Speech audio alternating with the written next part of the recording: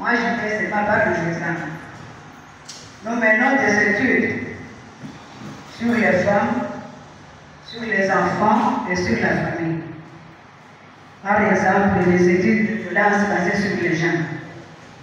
C'est la division du genre, ici en province, qui a la base des données de violences basées sur les gens.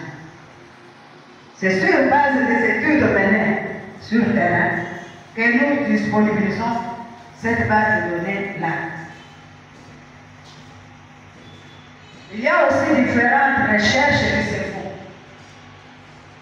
Par exemple, en ce qui concerne l'autonomisation des femmes, la division se donne, envoie des gens sur le terrain, consulte les femmes pour savoir ce qu'elles sont en train de faire, pour savoir les obstacles qui les freinent à aller de l'avant, pour savoir aussi les obstacles qui font que la femme ne puisse pas émerger. Ce sont les études et les recherches qui sont faites au niveau de la division du genre ou du ministère du genre.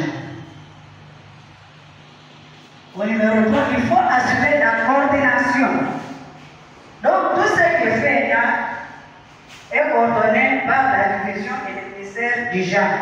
Donc, toutes les études et les recherches sont coordonnées par le ministère et la division du genre. Ainsi que l'évaluation de l'ensemble des actions menées en faveur de la famille. Toutes les actions qui sont menées en faveur de la famille sont coordonnées et évaluées dans la division du genre, même son ministère.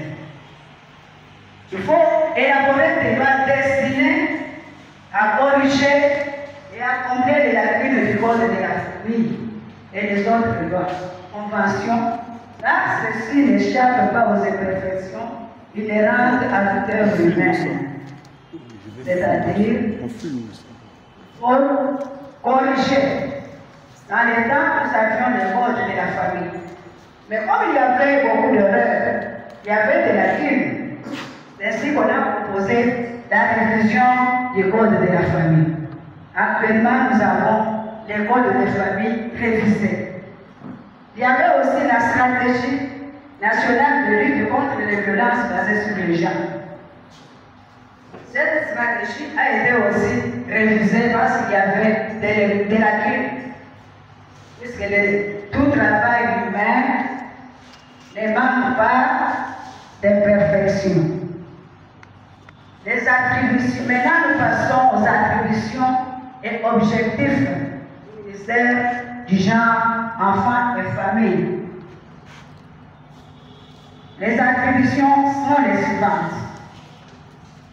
Protection et